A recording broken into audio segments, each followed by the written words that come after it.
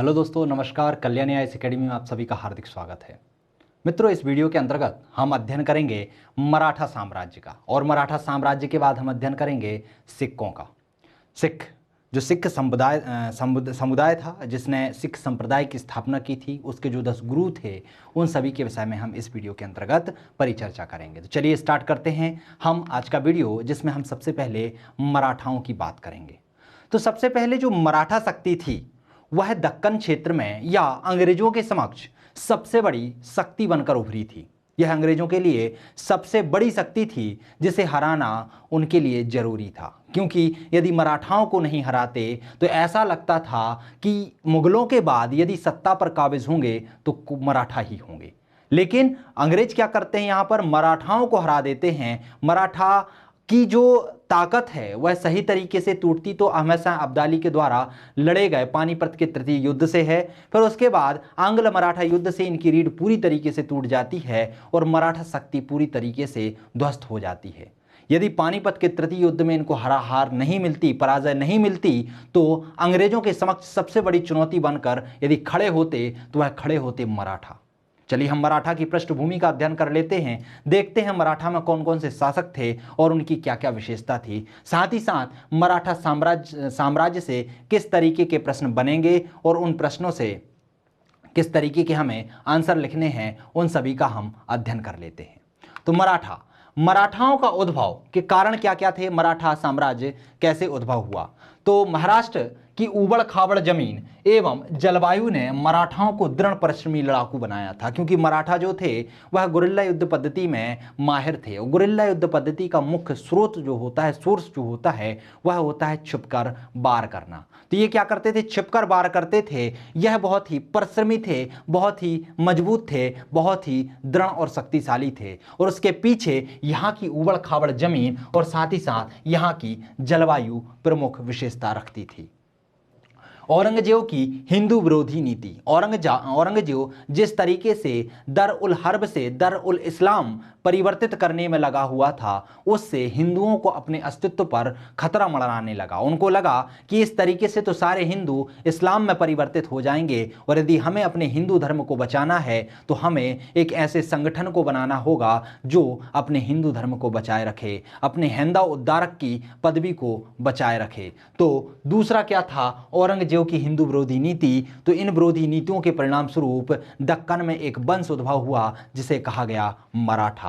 तीसरा था भक्ति आंदोलन। भक्ति आंदोलन के द्वारा भी हिंदू धर्म में सुधार हुए और हिंदू धर्म को शक्ति प्रदान हुई, और जिससे मराठाओं के उद्भव की एक शुरुआत हुई।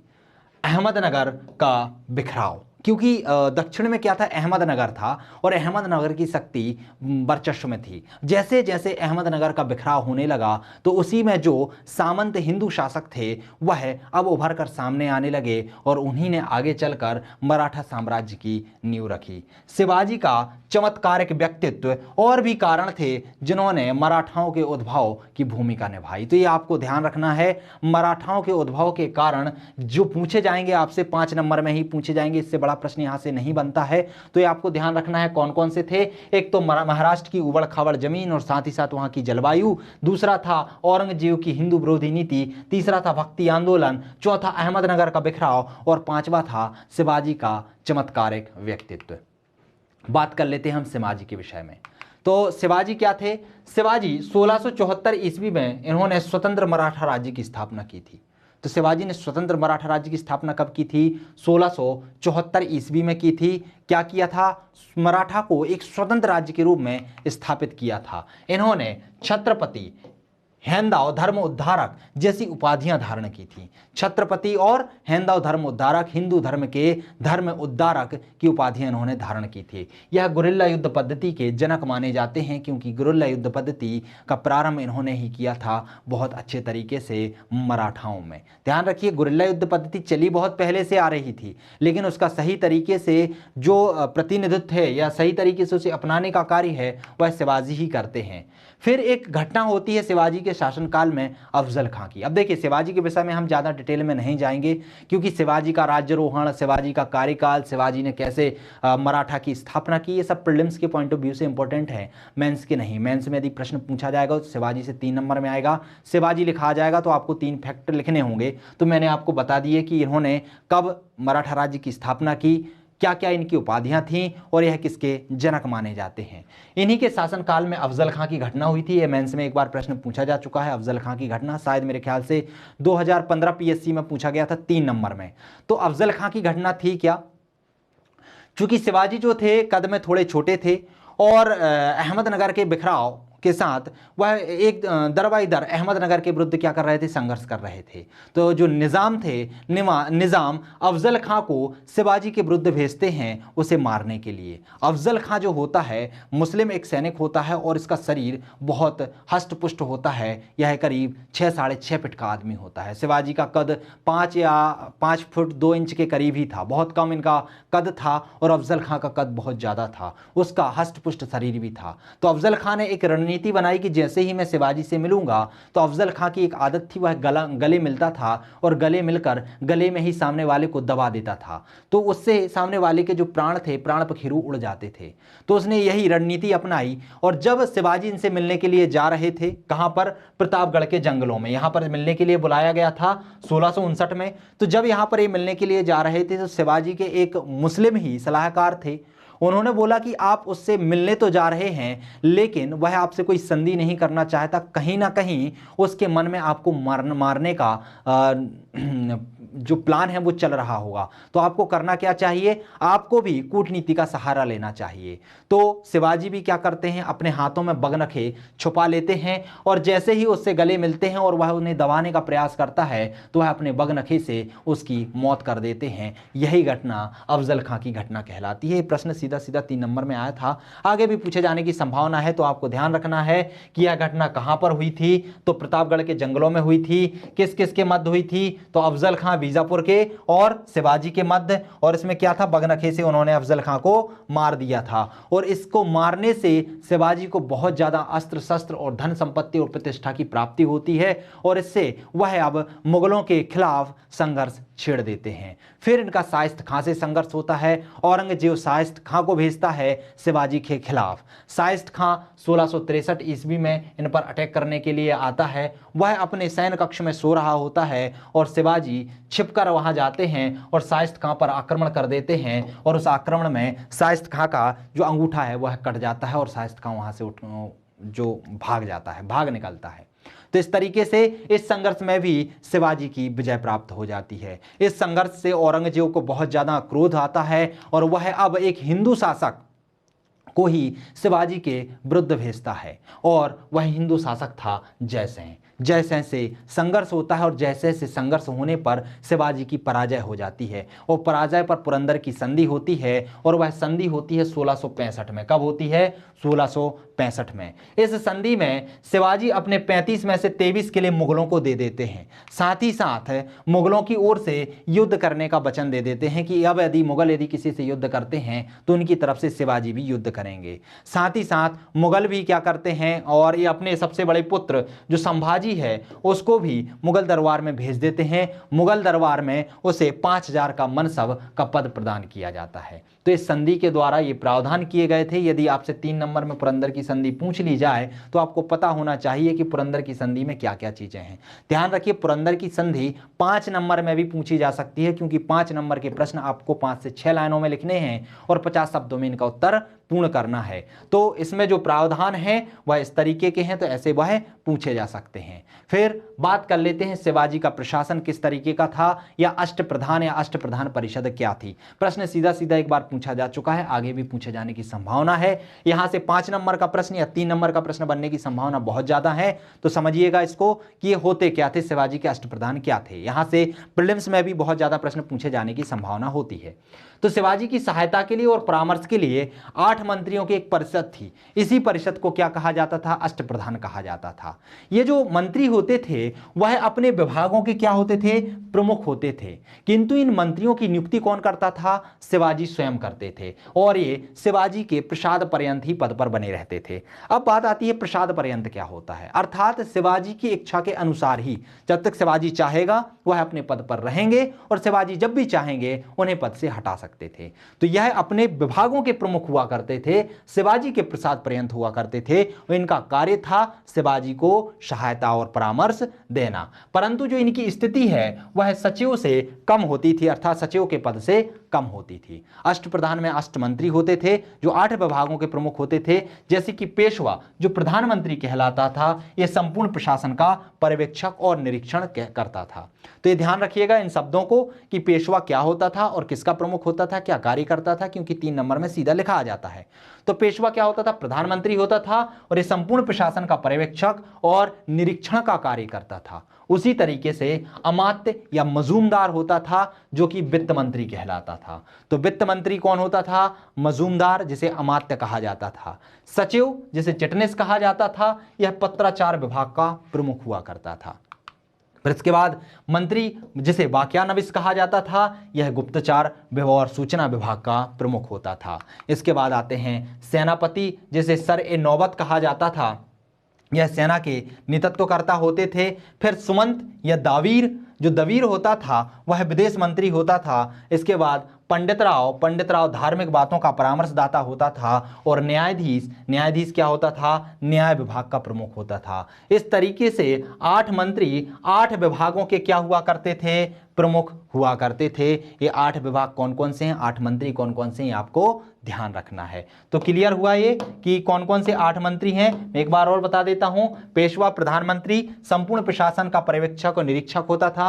अमात्य मजूमदार वित्त मंत्री, सचिव चिटनिस पत्राचार विभाग का प्रमुख, मंत्री वाक्यानविश गुप्तचर का सूचना विभाग का प्रमुख, सेनापति जिसे सर-ए-नौबत कहा जाता था वह सेना का नेतृत्व करता होता था। सुमंत दवीर विदेश मंत्री होता था। पंडित राव धार्मिक बातों का परामर्शदाता और न्यायाधीश जो होता था वह न्याय विभाग का प्रमुख होता था। तो क्लियर हुआ। यदि अष्टप्रधान आपसे पूछ लिया जाए तो आपको अष्टप्रधान इस तरीके से लिखना है। इसके बाद हम शिवाजी की भू राजस्व व्यवस्था की बात कर लेते हैं कि भू राजस्व व्यवस्था किस तरीके से संचालित होती थी। तो शिवाजी ने 1679 ईस्वी में अन्नाजी दत्तो द्वारा भूमि का सर्वेक्षण करवाया, भूमि की जांच करवाई कि कैसी कैसी भूमि हमारे राज्य के अंतर्गत है। फिर उस भूमि की माप की पद्धति को अपनाया। भूमि की माप के लिए उन्होंने काठी नामक मानक छड़ी का उपयोग किया और उसकी सहायता से सारी भूमि को नापा। फिर उसके बाद उन्होंने भू राजस्व की राशि का निर्धारण किया जो कुल उत्पादन का कितना होती थी? 33% होती थी। प्रारंभ में 33% रखा, लेकिन बाद में इसे बढ़ाकर कितना कर दिया गया? 40% कर दिया गया, जो कि बहुत ज्यादा होती थी। कर का विभाजन 2 आधारों पर होता था, अर्थात जो कर वसूली होती थी वह 2 आधारों पर होती थी। एक होता था चौथ, एक प्रकार का कर था, और दूसरा होता था सरदेशमुखी। चौथ किन से लिया जाता था?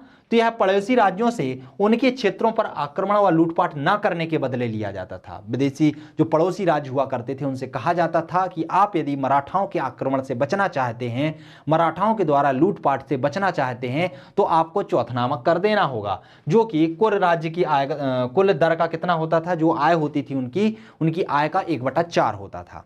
जो भी राज्य इसको चुका देते थे या प्रदान करते थे उन पर अटैक नहीं करते थे, उनमें लूटमार जैसी व्यवस्था नहीं होती थी, वह शांति से अपना जीवन यापन करते थे। लेकिन जो चौथ नामक कर नहीं देते थे तो उन पर ये मराठा आक्रमण करते थे और लूटपाट जैसी गतिविधियां संचालित करते थे। एक होता था सरदेशमुखी। शिवाजी महाराष्ट्र के सरदेशमुख होने के नाते विजित क्षेत्रों से राज्य की आय का 1/10 भाग वसूलते थे। जितने भी राज्य थे जो जीते हुए थे वो कहते थे कि हम यहाँ के सरदेशमुख हैं, हमारे पूर्वज यहाँ के प्रमुख रहे हैं, इसलिए आपको यहाँ का टैक्स देना होगा, और कुल राजस्व का 1/10 भाग विजित क्षेत्रों से ये वसूलते थे। तो विजित क्षेत्रों से सरदेशमुखी वसूलते थे और पड़ोसी राज्यों से चौथ नामक कर वसूलते थे। तो राजस्व प्राप्ति का ये 2 जरिया था इनका। इसके बाद शिवाजी के बाद साहू जी शासक बनते हैं, क्योंकि संभाजी तो दरबार में चले जाते हैं, बाद में इनकी मृत्यु हो जाती है। साहू जी शासक बनते हैं। साहू जी का कार्यकाल 1707 से 1749 होता है, क्योंकि जैसे ही औरंगजेब की मृत्यु होती है तो जो बहादुर शाह प्रथम होता है वह इनको छोड़ देता है। ये कैद में होते हैं साहू जी को छोड़ देता है और साहू जी आके फिर अब मराठा की सत्ता अपने हाथों में ले लेते हैं। 1707 से 1749 के मध्य इनका कार्यकाल होता है। संभाजी के ये पुत्र होते हैं। सेना करते, सेना को संगठित करने वाला एक पद ये गठित करते हैं। कौन सा पद? सेना करते का पद यह गठित करते हैं और बालाजी विश्वनाथ को यह सेना कर्तों के पद पर नियुक्त करते हैं। फिर मराठाओं की वंशभूमि चलती रहती है, एक के बाद एक आते रहते हैं, ज़्यादा महत्वपूर्ण नहीं है। 3 नंबर आपसे साहू जी से ही पूछा जाएगा। बाकी जो पेशवा हैं, पेशवाओं से प्रश्न पूछे जाते हैं, तो पेशवाओं का हम अध्ययन कर लेते हैं। बालाजी विश्वनाथ आते हैं, पेशवा होते हैं, जो कि सेना कर्तों का पद जब साहू जी बनाता है तो उसके प्रमुख बालाजी विश्वनाथ ही होते हैं। पहले सेना कर्तों का पद बालाजी विश्वनाथ को ही प्रदान किया जाता है और ये बाद में जो मराठा साम्राज्य है, मराठा साम्राज्य को अपने अधीन कर लेते हैं और अब जो साहू जी की वंशावली है उसको वो खत्म हो जाती है और फिर बालाजी विश्वनाथ की वंशावली आगे बढ़ने लगती है। तो इनका कार्यकाल 1713 से 1720 तक रहता है।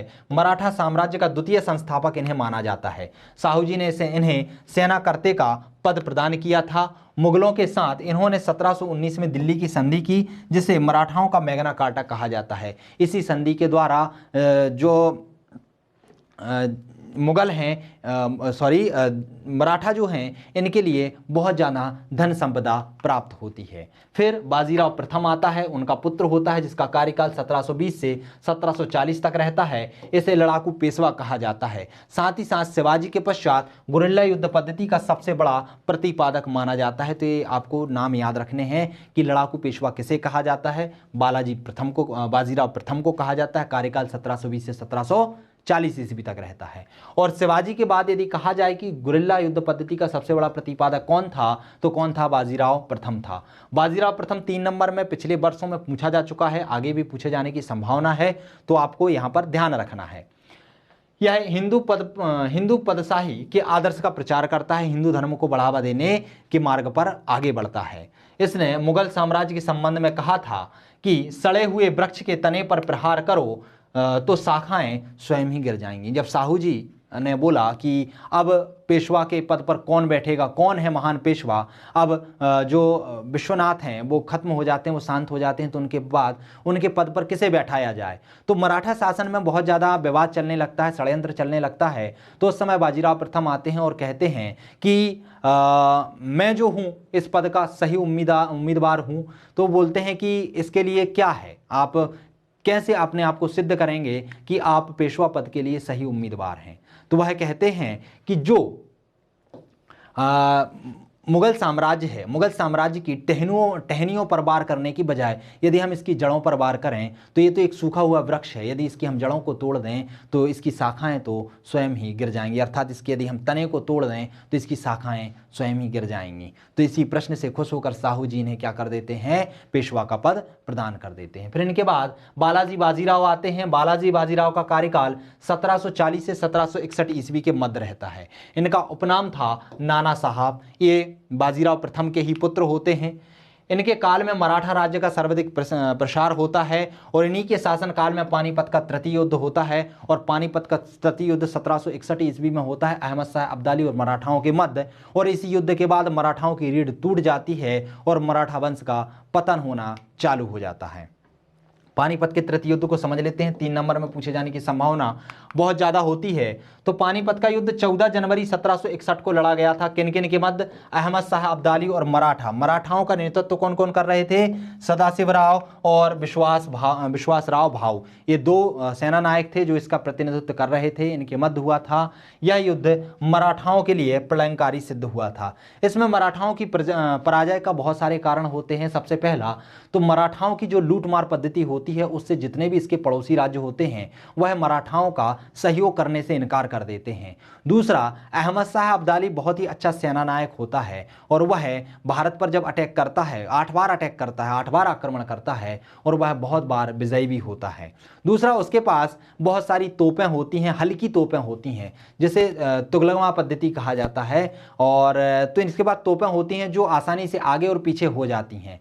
तीसरा, यह पानीपत के युद्ध में जब ये मराठा ऊपर की ओर जा रहे थे तो ये भ्रमण के लिए जा रहे थे, अपने परिवार महिलाओं सबको साथ में लेकर जा रहे थे, तो इनके पास महिला और बच्चे होने के कारण यह युद्ध में करने में इतने अच्छे समर्थ नहीं हो पाए। लेकिन जो अहमद शाह अब्दाली के सैनिक थे वहां पर महिला और बच्चे जैसी कोई बात नहीं थी, वो सिर्फ सैनिक थे और युद्ध लड़ने के उद्देश्य से ही आए थे। तो बहुत सारे कारण थे जिनकी वजह से मराठाओं की शक्ति पूर्णतः ध्वस्त हो गई। परिणाम क्या क्या हुआ?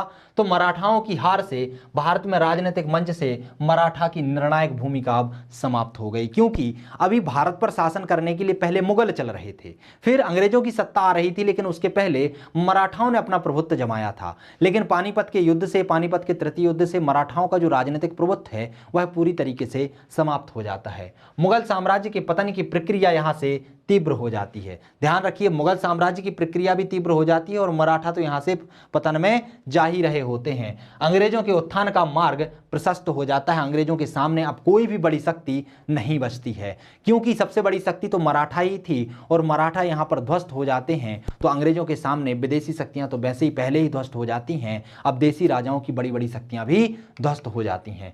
शीघ्र ही 1764 में बक्सर के युद्ध में विजय प्राप्त कर अंग्रेजों ने भारत में ब्रिटिश राजस्व की राज व्यवस्था की नींव रख दी और फिर परिणाम स्वरूप मध्य युग का अंत हुआ और आधुनिक युग का प्रारंभ हुआ। निष्कर्षतः इस युद्ध ने यह तो तय नहीं किया कि उत्तर भारत में जो कौन शासन करेगा, लेकिन यह जरूर सिद्ध कर दिया था कि अब उत्तर भारत में मराठा शासन नहीं कर सकते हैं। तो बक्सर का युद्ध बहुत ही प्रलंबकारी सिद्ध हुआ था, जिससे मराठाओं की रीढ़ या मराठाओं की जड़ें हिल गई थीं। तो ये मराठाओं के युद्ध का जो पानीपत का युद्ध है, पानीपत का तृतीय युद्ध, उसके परिणाम है। यदि यह 200 शब्दों में पूछ लिया जाए तो आप किस तरीके से लिखेंगे, पूरा फॉर्मेट में आपको दिया गया है। महत्वपूर्ण बिंदु हैं, देखिए बहुत सारी किताबों में बहुत सारी डिटेल्स लिखी होगी, लेकिन मैं बार बार कहता हूं उतना ही पढ़ो जितना आप रिवीजन कर पाओ और उतना ही पढ़ो जितना कि आप लिख पाओ। चलिए अब हम आगे बढ़ते हैं। मराठा साम्राज्य में जो पेशवाओं का राजवंश चल रहा था, बातें हैं माधवराव। माधवराव का कार्यकाल 1761 से 1772 ईस्वी के मध्य रहता है। यह अंतिम महान पेशवा थे जो मराठाओं की शक्ति को पुनः स्थापित करने का प्रयास करते हैं। ये बहुत सारे कार्य करते हैं, जैसे यह हैदराबाद के निजाम और मैसूर के हैदर अली को चौंथ देने के लिए मजबूर कर देते हैं। साथ ही साथ यह मुगल बादशाह शाह आलम द्वितीय को मराठाओं के संरक्षण स्वीकार करने पर भी मजबूर कर देते हैं, अर्थात मुगलों को भी अपने नियंत्रण में ले आते हैं। निजाम और मैसूर के जो राजा होते हैं, जो शासक होते हैं, उनको भी अपने नियंत्रण में ले आता है। तो यहाँ से ये मराठा साम्राज्य समाप्त होता है। मराठा साम्राज्य से जितने भी महत्वपूर्ण प्रश्न हैं उन सभी को हमने कवर करने का प्रयास किया है। अब हम बात कर लेते हैं सिखों की। सिख धर्म में आपके महत्वपूर्ण प्रश्न बनते हैं गुरुओं से कि इनके कौन कौन से गुरु थे और इनने क्या क्या काम किए। 3-3 नंबर के ही प्रश्न बनते हैं, इससे ज़्यादा प्रश्न नहीं बनते हैं सिख से। तो चलिए हम समझ लेते हैं। मध्यकालीन इतिहास से मैंने आपको बार बार बताया है कि कितने प्रश्न आने हैं, सिर्फ 30 नंबर के प्रश्न आने हैं। तो आप समझ सकते हैं इतना बड़ा सिलेबस है तो कहाँ कहाँ से प्रश्न आएंगे, इसलिए आपको ज़्यादा नहीं पढ़ना है, कम कम ही देखना है, ठीक है। चलिए सिखों के गुरु की बात कर लेते हैं। सबसे पहले गुरु होते हैं गुरु नानक। गुरु नानक के विषय में तो हम बहुत डिटेल्स में एथिक्स में पढ़ ही चुके हैं। और चलिए थोड़ा सा हम 3 नंबर के हिसाब से यहाँ पे देख लेते हैं कि ये सिखों के प्रथम गुरु थे। यह इब्राहिम लोदी के समकालीन थे। किसके समकालीन थे? इब्राहिम लोदी के समकालीन थे। इन्होंने एक प्रथा चालू की थी जिसे लंगर और संगत कहा जाता था। लंगर क्या थी? साथ में बैठकर भोजन करना था, और संगत धर्मशाला कहलाती जहां पर लोग साथ में बैठा करते थे, कीर्तन भजन किया करते थे। दूसरे गुरु आते हैं अंगद। इनका जो मूल नाम होता है वह लहना होता है, वो ध्यान रखिएगा, ये मूल नाम भी एक बार परीक्षा में पूछ लिया गया था। तो पहले गुरु गुरु नानक, दूसरे गुरु गुरु अंगद होते हैं जिसका मूल नाम होता है लहना। इन्होंने गुरुमुखी लिपि का आविष्कार किया था। जो गुरु नानक ने उपदेश दिए थे उनके उपदेश को लिपिबद्ध किया था और उसे लिपिबद्ध गुरुमुखी लिपि के नाम से किया था। तो गुरुमुखी लिपि का आविष्कार किसने किया था? अंगद ने किया था। इन्होंने लंगर व्यवस्था को नियमित कर दिया था। क्योंकि लंगर व्यवस्था की स्थापना तो गुरु नानक करते हैं, लेकिन यह नियमित नहीं होती, तो नियमित करने का काम कौन करते हैं? गुरु अंगद करते हैं। तीसरे गुरु के रूप में आते हैं गुरु अमरदास। गुरु अमरदास अकबर के समकालीन होते हैं और हिंदुओं से पृथक होने वाले कार्य करते हैं, बहुत सारे पृथक होने वाले कार्य करते हैं, जैसे कि वह अलग विवाह पद्धति लवन की शुरुआत करते हैं। तो इस तरीके से वह बहुत सारी ऐसी अलग अलग जो व्यवस्थाएं हैं हिंदू धर्म से अलग दर्शाने के लिए वह करते हैं, जैसे कि कड़ा, केस, कंघा, ये चीज़ें रखने की बात ये करते हैं। यह 22 गद्दियों की स्थापना करते हैं। फिर इसके बाद चौथे जो गुरु आते हैं उनका नाम है गुरु रामदास। गुरु रामदास अमृतसर नामक नगर की स्थापना करते हैं। किसकी स्थापना करते हैं? अमृतसर नामक नगर की स्थापना करते हैं। आपको ध्यान रखना है, अमृतसर नगर को कौन बसाता है? तो गुरु रामदास बसाते हैं। इनके जन्म दिवस पर ही गुरु पर्व मनाया जाता है। तो गुरु पर्व किनके जन्म दिवस पर मनाया जाता है? तो गुरु रामदास के जन्म दिवस पर मनाया जाता है। 5वें गुरु आते हैं अर्जुन देव। बहुत ही महत्वपूर्ण गुरु हैं, क्योंकि इन्हें सच्चा बादशाह भी कहा जाता है। इन्होंने 1589 में स्वर्ण मंदिर का निर्माण करवाया था। तो जो स्वर्ण मंदिर है वो उसका निर्माण किसने करवाया था? गुरु अर्जुन देव ने करवाया था। 1604 में आदि ग्रंथ की भी रचना की थी। किसकी रचना की थी? आदि ग्रंथ की रचना की थी। इन्होंने खुसरो का समर्थन किया था, इसलिए जहांगीर ने इनको मृत्यु दंड दे दिया था। फिर इसके बाद आते हैं गुरु हरगोविंद, जो कि 6वें गुरु होते हैं। इनका ये अकाल तख्त का निर्माण करते हैं। किसका निर्माण करते हैं? अकाल तख्त का निर्माण करते हैं। और यह 2 तलवार बांधकर गद्दी पर बैठते हैं। क्या करके बैठते हैं? 2 तलवार बांधकर गद्दी पर बैठते हैं। अब धीरे धीरे यहाँ से इनका जो गुरु हैं, इनका राजनीतिक प्रभुत्व बढ़ने लगता है। सिखों का राजनीतिक प्रभुत्व बढ़ने लगता है। इन्होंने नगाड़ा बजाने की व्यवस्था एवं अमृतसर की किलेबंदी करने का कार्य किया था। तो अमृतसर की किलेबंदी करने का कार्य और साथ ही नगाड़ा बजाने की प्रथा का कार्य हरगोविंद ने चालू किया था। 7वें गुरु गुरु हरराय आते हैं। ये 7वें गुरु थे। और फिर 8वें गुरु, इनके विषय में ज़्यादा जानकारी नहीं मिलती है। 8वें गुरु हैं हरकिशन। हरकिशन की मृत्यु चेचक रोग से हो जाती है। दिल्ली जाकर औरंगजेब को इन्हें गुरु पद के विषय में बताना होता है कि जो सिखों का गुरु पद चल रहा है वह किस तरीके से, इसका महत्व क्या है। फिर 9वें गुरु आते हैं गुरु तेग बहादुर। गुरु तेग बहादुर, इन्होंने कश्मीर पंडितों तथा अन्य हिंदुओं को बलपूर्वक मुसलमान बनने का विरोध किया था। जो हिंदू कश्मीर पंडित थे उनको बलपूर्वक जब मुस्लिम बनाया जा रहा था तो उसका इन्होंने विरोध किया था। और 10वें गुरु और अंतिम गुरु होते हैं गुरु गोविंद से, जो कि बहुत महत्वपूर्ण है। 3 गुरु बहुत महत्वपूर्ण है, उनको आपको ध्यान रखना है। एक आते हैं गुरु नानक, दूसरे आते हैं अर्जुन देव और तीसरे आते हैं गुरु गोविंद सिंह। यहाँ से 3 नंबर के प्रश्न पूछे जाने की संभावना बहुत ज़्यादा बनती है। तो 1699 में यह खालसा पंथ की स्थापना करते हैं। यह प्रश्न पूछा जाता है कि खालसा पंथ की स्थापना किसने की थी? तो गुरु गोविंद सिंह ने की थी। यह कृष्ण अवतार तथा विचित्र नाटक नामक इन्होंने ग्रंथ लिखे हैं। तो इनके 2 ग्रंथ बहुत ही प्रसिद्ध हैं, एक कृष्ण अवतार और एक विचित्र नाटक। यह सिखों के अंतिम गुरु थे। तो ये 3 चीज़ें आपको इनके विषय में याद रखना है। फिर गुरु गोविंद सिंह जैसे ही खत्म हो जाते हैं, शांत हो जाते हैं, तो इनके बाद बंदा बहादुर आता है। बंदा बहादुर के विषय में पहले ही वीडियो में बता चुका हूँ, थोड़ा सा हम देख लेते हैं। तो यह सिखों का पहला राजनेता था। इसने प्रथम सिख राज्य की स्थापना की थी। इन्होंने गुरु नानक एवं गुरु गोविंद सिंह का नाम अपने सिक्कों पर गुदवाया था और इनके नाम के सिक्के अपने राज्य में चलवाए थे। बंदा बहादुर का हमने देखा था कि किसके समय में, जैसे कि जो बहादुर शाह प्रथम था, इसके काल में ही ये विद्रोह कर देता है और फर्रुख सियर के काल में इसको फांसी दे दी जाती है। रणजीत सिंह आते हैं। तो रणजीत सिंह सिक्कों के सुकर चकिया मिस्ल का था। किस नस्ल का था? सुकर चकिया मिस्ल का था। यह शाह शुजा की मदद करने पर इसे कोहिनूर का हीरा मिलता है। कोहिनूर का हीरा कौन ले जाता है? नादिर शाह ले जाता है। फिर यह शाह शुजा की मदद करता है और शाह शुजा इसे फिर से कोहिनूर का हीरा दे देता है। फिर यहीं से कोहिनूर का हीरा प्राप्त करके ब्रिटिश सरकार ले जाती है। तो कोहिनूर का हीरा भी क्लियर हुआ। चलिए आगे देखते हैं। तो विक्टर जैकोमांट ने रणजीत सिंह की तुलना नेपोलियन से की थी। किससे की थी? नेपोलियन से की थी। तो यहाँ पर सिख संप्रदाय समाप्त होता है। अब यहाँ पर जो छोटे छोटे राज्य थे वो सभी समाप्त होते हैं। अब कुछ रणनीतियाँ हैं या कुछ सहायक संधियाँ हैं, कुछ शब्दावलियाँ हैं जो आ जाती हैं, जो 5 नंबर या आपसे 200 शब्दों में या 11 नंबर में पूछे जाने की संभावना है। हम उनको और समझ लेते हैं। जैसे कि लॉर्ड वेलेस्ली की सहायक संधि, ये प्रश्न आया हुआ है और आने की आगे चल के भी संभावना है। दीर्घ उत्तरीय प्रश्न में ये क्वेश्चन बन सकता है। तो हम समझ लेते हैं कि बेलेजली की सहायक संधि क्या है। तो इस संधि का प्रयोग भारतीय राज्यों को ब्रिटिश साम्राज्य की परिधि में लाने हेतु किया गया था। तो सहायक संधि क्या था कि सहायता हेतु संधि कर देना, उनको अपने साम्राज्य में मिला लेना। तो हो क्या रहा था कि जो भारतीय राज्य थे उन्हें ब्रिटिश सत्ता की परिधि में लाना था, उसके लिए एक योजना चलाई गई थी जिसे कहा गया था सहायक संधि। और किसने चलाई थी? बेलेजली ने चलाई थी।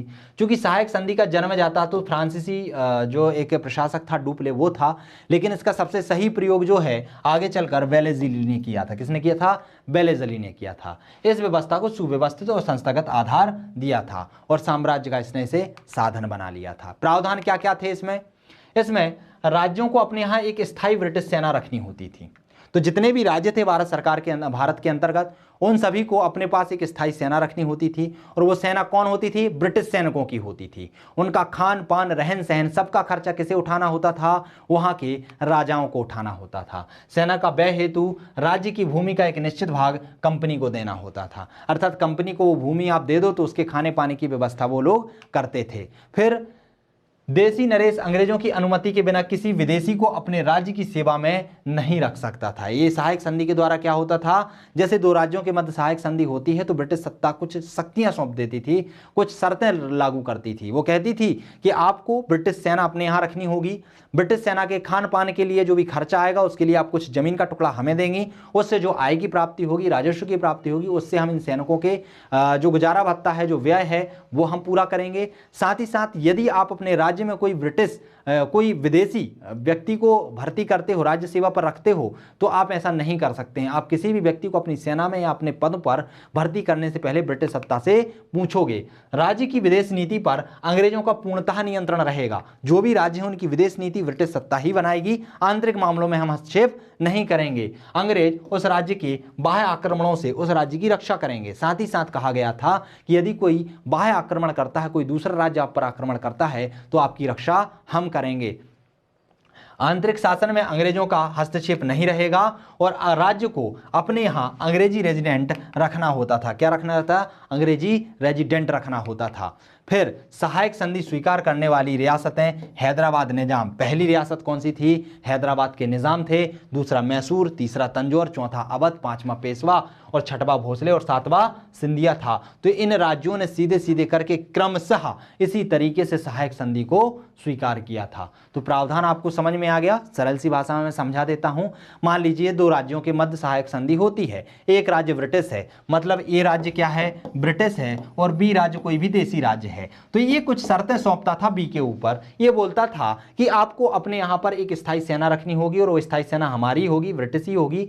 अब उसके लालन पालन पोषण के लिए जो भी आय है, जो भी व्यय है, उसका खर्चा हम ही उठाएंगे। लेकिन आप क्या करो, एक भूमि का टुकड़ा हमें दे दो, उससे जो भी राजस्व की प्राप्ति होगी उससे हम उसका पूरा खर्चा उठाएंगे। दूसरा, आप अपने राज्य में कोई भी विदेशी व्यक्ति को शामिल नहीं कर सकते हो, राज्य सेवाओं में नहीं रख सकते हो। हाँ, आप पर यदि कोई विदेशी अटैक करता है तो उससे हम क्या करेंगे? आपकी रक्षा करेंगे। दूसरा, आपके आंतरिक मामलों में हस्तक्षेप नहीं करेंगे। आपके जितने भी विदेशी मामले हैं वह सब हम देखेंगे और आपको अपने यहाँ पे एक अंग्रेजी रेजिडेंट भी रखना होगा। इस तरीके की शर्तें इसमें सौंपी जाती थी। तो ये क्या था? सहायक संधि था। अब बात कर लेते हैं डलहौजी का व्यापगत सिद्धांत या हड़प का सिद्धांत।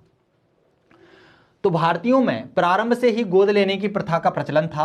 धर्म के अनुसार दत्तक या गोद लिया हुआ पुत्र स्वपुत्र के बराबर ही माना जाता था। अर्थात क्या होता था कि मान लीजिए कोई राजा है, अब राजा का बेटा ही राजा हुआ करता था, लेकिन यदि किसी राजा के पास उसका स्वयं का पुत्र नहीं है तो वो क्या करते थे? पुत्र को गोद ले लेते। गोद लेने की प्रथा थी। तो जो गोद लिया गया पुत्र होता था उसे सगे पुत्र के समान ही दर्जा दिया जाता था।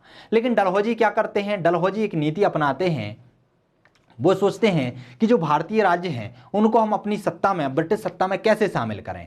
तो उन्होंने ऐसे राज्यों को चिन्हित किया जिसके उत्तराधिकारी नहीं थे और उन्होंने एक नीति अपनाई। ये जो ढिलमुल नीति थी साम्राज्य विस्तार की, डलहौजी ने इस ढीली ढाली नीति को साम्राज्य विस्तार का एक नया हथियार बना लिया। ये कौन सी? दत्तक पुत्र लेने की। उसने कहा कि जो गोद लिए हुए पुत्र हैं वह सगे पुत्र के समान नहीं माने जाएंगे और वह जो राज्य है वह संतानहीन ही माना जाएगा। अर्थात यदि आपका दत्तक पुत्र है तो वह आपका वंशज नहीं माना जाएगा। इस संदर्भ में उसने भारतीय राज्यों को 3 श्रेणी में विभक्त कर दिया। सारे जो भारतीय राज्य थे उनको 3 श्रेणी में बांट दिया। जैसे कि एक श्रेणी थी वे राज्य जो कभी भी ना तो उच्च शक्ति के अधीन, उच्च शक्ति मतलब ब्रिटिश सत्ता या मुगल सत्ता पहले उसके अधीन नहीं थे और ना ही कर देते थे, मतलब पूर्ण रूप से स्वतंत्र थे, तो वो तो। और दूसरे राज्य क्या थे? वे राज्य जो मुगल अथवा पेशवा के अधीन थे किंतु अब वे अंग्रेजों की अधीनस्थ थे। पहले पेशवा या अंग्रेज मुगलों के अधीन रहे हैं और अब अंग्रेजों के अधीनस्थ हैं। और तीसरे वे जो अंग्रेजों ने सनदों द्वारा स्थापित कर उन्हें पुनर्जीवित किया है, मतलब जो अस्तित्वहीन हो गए थे उन्हें सनद प्रदान करके उन्हें पुनर्जीवित किया है। तो इन तीनों राज्यों के प्रति वह अलग अलग नीति अपनाते हैं। ऐसे राज्य जो शुरू से ही स्वतंत्र रहे हैं, किसी भी सत्ता के अधीन नहीं रहे हैं, उन्हें गोद लेने का अधिकार था, उनमें ब्रिटिश सत्ता ने कोई हस्तक्षेप नहीं किया। लेकिन वे राज्य जो पहले मुगलों या पेशवाओं या फिर मराठाओं के अधीन थे अब ब्रिटिशों के अधीन हो गए, उन्हें दत्तक पुत्र लेने हेतु कंपनी की अनुमति की आवश्यकता होती थी। कंपनी यदि अनुमति देती थी तो ही वह दत्तक पुत्र ले सकते थे, वरना नहीं। और तीसरे वे जिन्हें सनदों के द्वारा उन्हें पुनर्जीवित किया था उन्हें दत्तक पुत्र लेने का अधिकार नहीं था, उन्हें ब्रिटिश सत्ता सीधे ही अपने अंदर समाहित कर लेती थी। ध्यान रखिएगा, इस सिद्धांत के आधार पर ही सतारा, जैतपुर, संभलपुर, बघाट, उदयपुर, झांसी, नागपुर को अंग्रेजी साम्राज्य में मिला लिया जाता है। और अवध, चूंकि अवध में क्या होता है, जो दत्तक पुत्र लेने की कोई प्रथा नहीं होती उसे भी ब्रिटिश साम्राज्य में मिलाना होता है, तो अवध के लिए यह कुशासन का आरोप लगाकर उसे ब्रिटिश सत्ता में मिला लेते हैं और इस तरीके से ब्रिटिश सत्ता का प्रचार प्रसार और विस्तार करते हैं। तो ध्यान रखिएगा, ये क्रम आपको याद रखना है। जो हड़प्पा सिद्धांत है वो क्रमशः ही चला था, पहले सतारा, जैतपुर, संबलपुर, बघाट, उदयपुर, झांसी और नागपुर थे। क्लियर है? चलिए, तो इसके साथ ही ये हमारा वीडियो समाप्त होता है। अब बात करेंगे अगले वीडियो में ब्रिटिश सत्ता का भारतीय समाज पर, भारतीय राजनीति पर क्या प्रभाव पड़ा और उससे क्या क्या नुकसान और क्या क्या फायदे हुए। तो दोस्तों मिलते हैं अगले वीडियो में, तब तक के लिए नमस्कार।